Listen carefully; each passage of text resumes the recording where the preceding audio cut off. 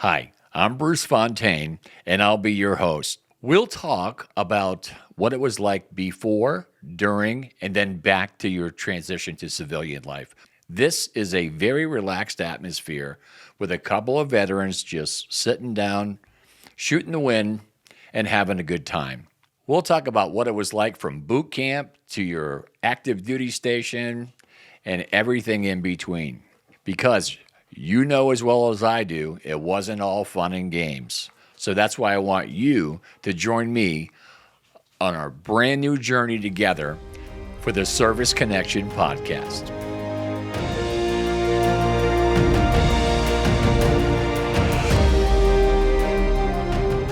I'm speaking with my friend Terry Brown. Terry, I gotta tell you real quick. I feel like I've known you for a long time because we have had several conversations on the phone, and I can't thank you enough for being here, sir. So I'm delighted to be here, and if I can help anybody else that was in my situation, I'm just delighted to be here. And your story is pretty good, Terry. Tell us just a little bit about like what your journey was like, and I know you were in Vietnam. That's correct, right? That's correct, and uh, that was a long time ago, and I didn't start this journey until about 3 or 4 years ago. So I was kind of late starting in it, and I think I saved the government a lot of money by not pursuing this sooner. That you did, and you touched on a really good subject, Terry, because there's a lot of vets like yourself that didn't even realize they were available for benefits. Can you tell us a little bit about that? You know what happened? I was in a physical therapy session at a gym and bumped into another vet from Vietnam, and uh, he asked me. He said, "Have you pursued any disability benefits?" And I said, "No, I haven't." He said, "Well, you absolutely should. There's probably some things out there that you might be eligible for." So I figured, well, at this point, I'd go ahead and take a look, and I started using Google and running through the websites and getting advice from other vets that had started the process, and that was really how I got started. And I think you've shared this with me, before, but I want to kind of touch on a few things, Terry. Uh, you told me that life after your rating kind of changed dramatically. Can you, without going into numbers, but tell us how, when you finally got rated and got what you deserved, quite frankly, how it changed your life. Oh, it's a big change, and even more than the monetary issue, I think was just the acknowledgement that. I was disabled from the war. I was recognition, I think, for the service that I provided at that time in my life. And you bring up a good point, Terry, because you knew you were disabled all along, and you went through, I want to say, I believe it was 50 years, Terry, if my memory serves me correctly. You went through 50 years of your life without getting a dime of compensation of injuries that you knew you sustained in Vietnam. Is that correct? It's absolutely true. Number one, I didn't know I was eligible for it, so I didn't even know that I should pursue it. And even after I did get started with it, it's not a cakewalk. You got to be prepared for making the effort to get through all the bureaucracy that happens. I understand that, and I know, we speak to a lot of our veterans, through our service, and that's a pretty common statement across all uh, branches of services. They never knew. Sometimes, like when I got out, Terry, I've been out for 43 years myself. For and you have to know that I was a client of this company as well, and I never when they said you get out, here's 10% for the surgery that you had because you were hurt in the army, but I never realized that that was, you know, was able to be raised to a significant number, if you will.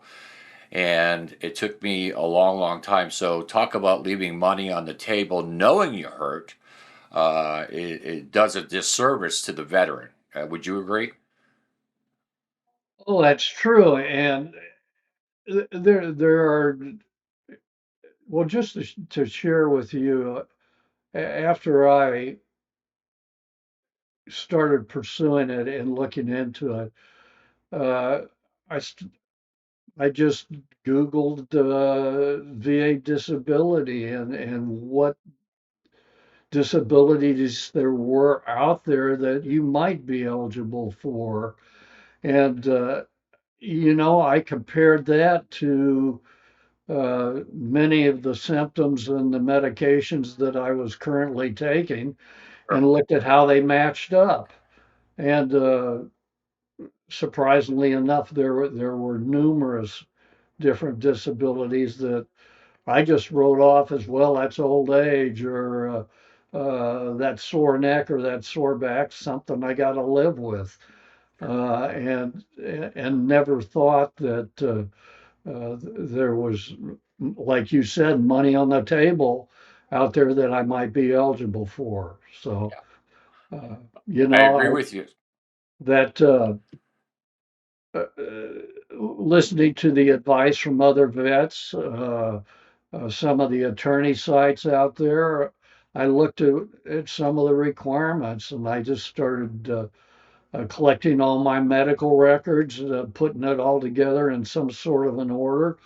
And I don't think there was one site that didn't recommend, if you wanted to be successful, the need to get nexus letters and get it from reliable sources. And I seeked out your company and I seeked out my own personal doctors, and I put a nexus letter with every one of the disabilities I was pursuing. And I looked at it; it wasn't cheap, uh, but it was it was something that was highly recommended by everybody. So I figured, well, I'd take a chance, and doggone it, every one of those Nexus letters that I got, every one of them paid off. I got Outstanding. a, Oh yeah, yeah, I mean it pays you in spades. You got to put a little bit up front,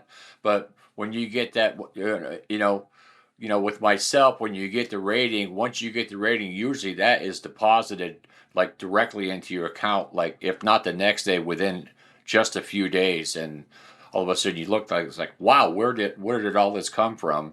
And you could see Department of Treasury, which is a pretty comforting feeling.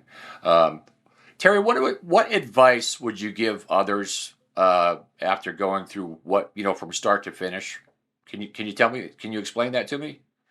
I think it's very critical that you collect all your medical records and any disabilities you have. And then when you correspond with your company, it's very important to share that information with you so that when those letters are written, they can cover all the various aspects and how uh, those relate back to the injuries that you received when you were in the service. You can't help us if we don't give you the information to help.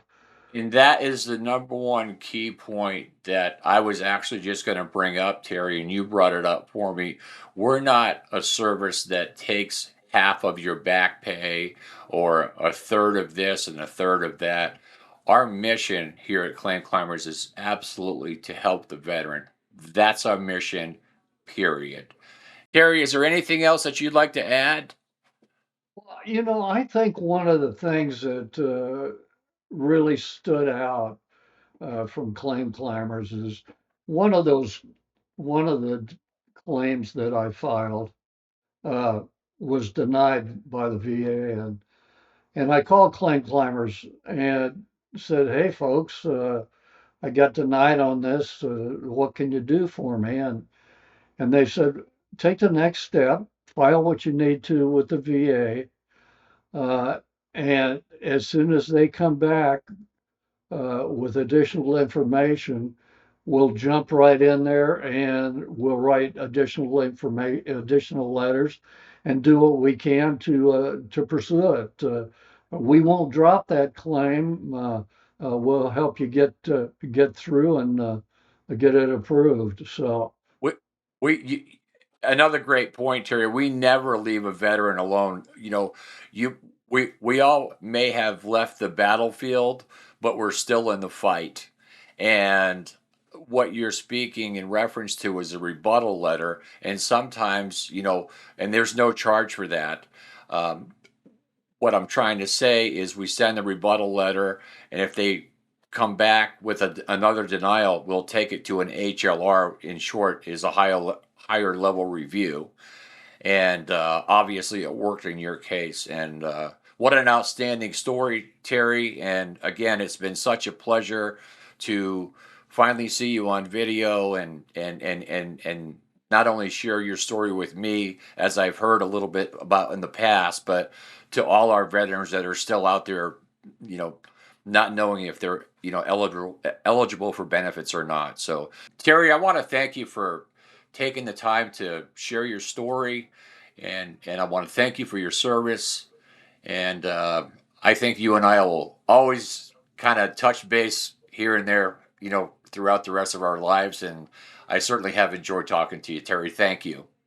well, you bet, Bruce. And if I can be of further help, or you want to have someone talk to me, feel free to pass my name and email on. I'd be glad to. You're so kind, sir. Thank you so much. And there you have it. Until next time, thanks so much for stopping by. We really enjoyed having you. And we'll see you on the next episode of the Service Connection podcast. Okay, we just got a bingo on that, Terry. You just send me a check, all right? Yeah.